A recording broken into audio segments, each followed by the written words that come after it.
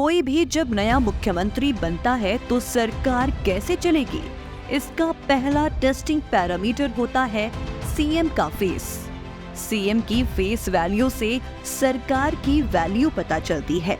पिछली सरकार भाजपा के खाते से सीएम थे जयराम ठाकुर, अब नए सीएम हैं सुखविंदर सिंह सुक्खू। जाहिर सी बात है कि दोनों की पॉलिटिकल फेस वैल्यू में ही कंपैरिजन हो रहा है।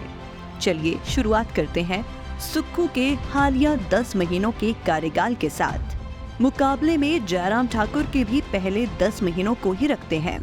दरअसल सबसे बड़ा भेद भी इन्हीं 10 महीनों में सामने आया है।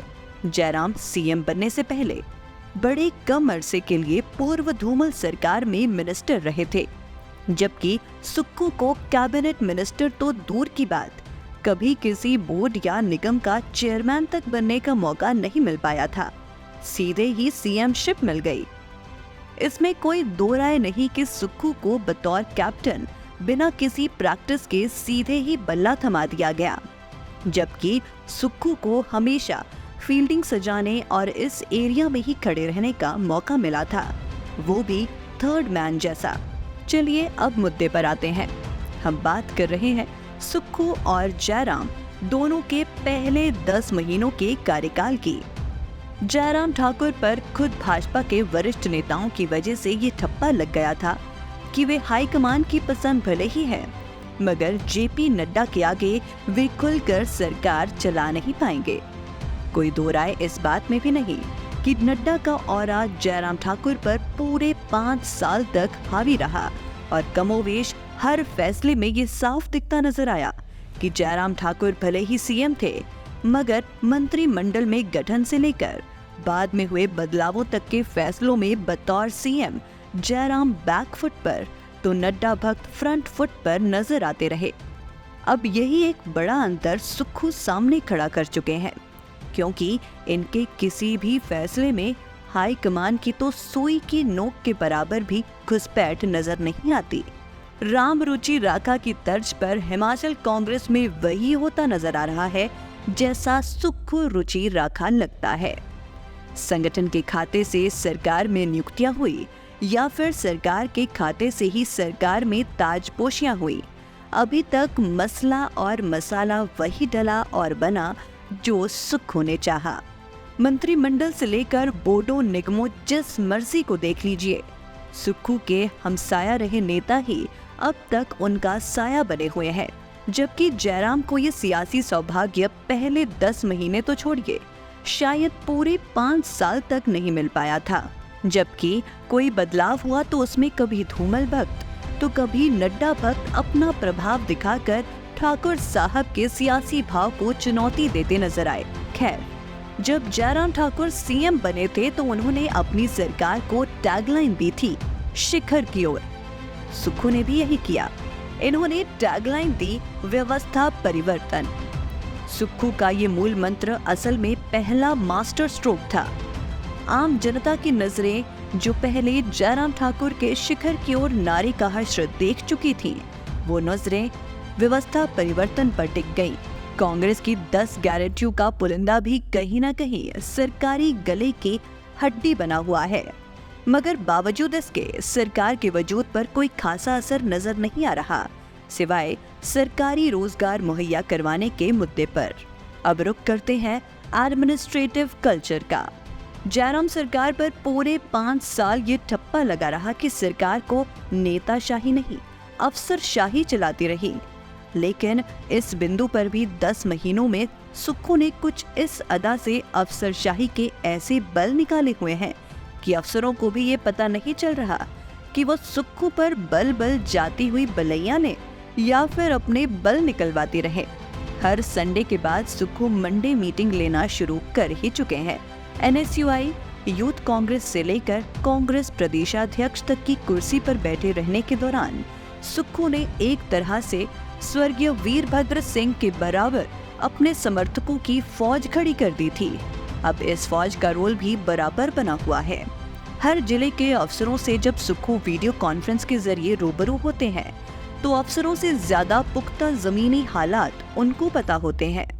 यही वजह है कि ग्राउंड रिपोर्टिंग को लेकर अफसरों को भी संजीदगी अपनाने पर मजबूर होना पड़ रहा है। यानी जनता की नब्ज को सुक्खू संगठन और सरकारी अफसरों के जरिए दो तरफा चेक कर रहे हैं। सुक्खू ने कमोवेश हालात ऐसे बनाए हुए हैं कि जनता की हालत की जानकारी बराबर रहे और अफसरशाही भी अलर्ट रहे। अफसरशाही की कमर तनी भी रहे और लचीली भी रहे, इसके लिए सुक्खू का स्टाइल ऑफ वर्किंग भी जबरदस्त है। 2 दिन पहले जब सुक्खू मंडी दौरे पर थे, तब उन्होंने जनता के साथ साथ अफसरों को भी इज्जत मान देने में कोई कमी नहीं रखी। शिमला लौटने के लिए जब सुक्खू दोबारा कंगड़ीधार हेलीपैड पर पहुंचे, तो अफसरों की बात को सुनने में भी आनाकानी नहीं की। आप खुद ही देख लीजिए, तमाम IAS IPS अफसरों से अलग अलग बात की और उनकी बात को करीबन आधा घंटा सुना। इस देरी की वजह से उनका हेलीकॉप्टर टेक ऑफ नहीं कर पाया, तो वे बाद में सड़क मार्ग से ही शिमला निकल पड़े। यानी जमीनी तौर पर काम करने वाले अफसरों को भी तरजीह दी। जाहिर सी बात है, जब कोई बॉस अपनी टीम को इतनी तवज्जो दे तो टीम भी अपना 100% देती है। पॉलिटिकल पहलू की बात करें तो मंत्रिमंडल में 3 पद खाली हैं। कहा भी जा रहा है और ये मैसेज देने का प्रयास भी हो रहा है कि सुक्खू पर पॉलिटिकल प्रेशर है। मगर हैरानी की बात है कि हर बार मंत्रिमंडल विस्तार के कयास तो लगते हैं, मगर प्यास किसी की बुझती नजर नहीं आती। जब कभी भी शुभ दिन या त्योहार आते हैं, तब ये हल्ला मच जाता है कि मंत्रिमंडल विस्तार तो हुआ ही समझो। मगर सुक्खू के दिमाग में क्या चल रहा है, ये किसी की समझ में आज तक नहीं आ पाया। जबकि जयराम सरकार के वक्त में भाजपा हाईकमान के पास सबकी निगाहें टिकी रहती थी, मगर इस बार सुक्खू के आसपास सभी कयास और प्यास वाले हालात पानी भरते हुए नजर आ रहे हैं। इसमें कोई शक नहीं कि 10 महीनों में ही सुक्खू ने बड़े बड़ों की बस करवा दी है। लास्ट में इस बात का जिक्र करना भी जरूरी रहेगा कि जनता के बीच जयराम ठाकुर की छवि हमेशा ही शराफत से लबरेज यानी एक शरीफ सीएम की रही और आज भी कायम है। मौजूदा दौर में एक ये भी बड़ा अंतर है कि जयराम केंद्र के बटुए से प्रदेश के लिए आर्थिक मदद थोक में ले आते थे और सुक्खू सरकार के हाथ इस मुद्दे पर मोदी सरकार ने खड़े करवाए हुए हैं। आखिरकार सरकार की एडमिनिस्ट्रेटिव और पॉलिटिकल बेनिफिट्स की कार दौड़ाना भी केंद्र के खजाने पर ही निर्भर है। Nanki Kaur, black and white broadcasters. प्रदेश के प्रतिष्ठित भूषण ज्वेलर्स इस फेस्टिवल सीजन में ग्राहकों के लिए लाए हैं गोल्ड फेस्टिवल धमाका। इस योजना के अंतर्गत ग्राहकों को आभूषणों की खरीद के साथ साथ लाखों रुपए के आकर्षक इनाम जीतने का भी मौका है। इसमें पहले इनाम के रूप में 100 ग्राम सोने का सेट, दूसरा इनाम 50 ग्राम सोने का सेट और तीसरा इनाम 25 ग्राम सोने का सेट है। इसके अतिरिक्त आप जीत सकते हैं 25 चांदी के गिलास, 25 चांदी के कटोरे, 25 गणेश व लक्ष्मी की मूर्ति और 25 चांदी के सिक्के। इतना ही नहीं, हर 50,000 की खरीद पर आकर्षक उपहार भी दिया जा रहा है। योजना 15 अक्टूबर से शुरू हो रही है और 15 दिसंबर तक चलेगी। तो इस गोल्ड फेस्टिवल धमाका का लाभ उठाने के लिए पहुंचे भूषण ज्वेलर्स के लोअर बाजार सोलन स्थित शोरूम में।